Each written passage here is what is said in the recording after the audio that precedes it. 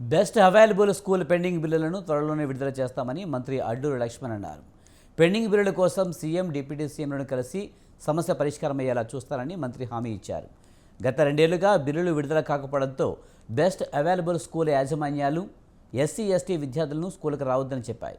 దీంతో రాష్ట్ర వ్యాప్తంగా 23,000 మంది బెస్ట్ అవైలబుల్ స్కూల్ విద్యార్థులు ఇబ్బందులు పడుతున్నారు. తాజాగా సాంఘిక సంక్షేమ శాఖ మంత్రి అడ్లూరి లక్ష్మణ్ నిధులను విడుదల చేస్తామని హామీ ఇచ్చారు.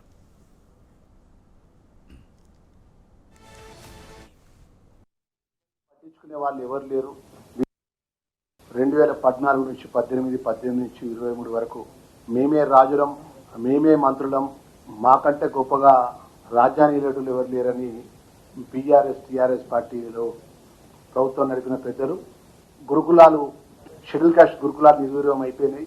గురుకులాల లోపల విద్యాబోధన దెబ్బతిని పిల్లల్ని పట్టించుకునే వాళ్ళు ఎవరు లేరు.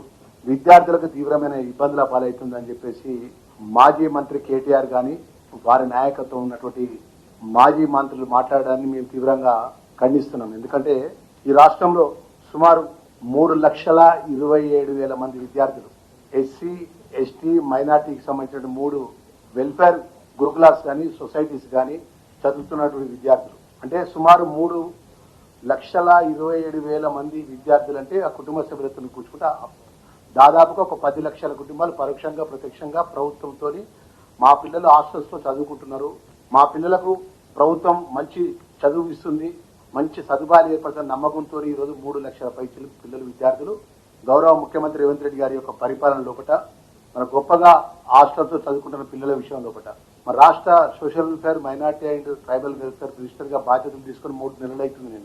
నేను 3 నెలల లోపల ఆ డిపార్ట్మెంట్కి సంబంధించిన అన్ని శాఖలకు సంబంధించిన అధికారులతో రివ్యూ చేయడం జరిగింది. షెడ్యూల్ కాస్ట్ గురుకులాలకు సంబంధించిన కానీ, మైనార్టీ గురుకులాలకు కానీ, ట్రైబల్ గురుకులాలకు కానీ ఈ రాష్ట్రంలో 33 జిల్లాల లోపల ఇన్ని కొత్త బిల్డింగ్లు నిర్మాణం చేసినాము. ఇంతమంది పిల్లలకు సదుపాయ పరంగా మేము సదుపాయాలు ఏర్పాటు చేశాము. ఫ్యాకల్టీ పరంగా గొప్పగా మేము కోచింగ్ ఇప్పించి ఉన్నతమైన ఉద్యోగాలు వచ్చే విధంగా కోచింగ్ రూపకల్పన చేసి ముందుకు తీసుకెళ్ళినాము. డైట్ పరంగా డైట్ ఛార్జెస్ పెంచినామని చెప్పేసి వాళ్ళు ఏం మాట్లాడలేదు. మాట్లాడితే ప్రభుత్వం మీద, వెల్ఫేర్ చదువుకున్నటువంటి పిల్లల మీద, ఆ ఎడ్యుకేషన్ డిపార్ట్మెంట్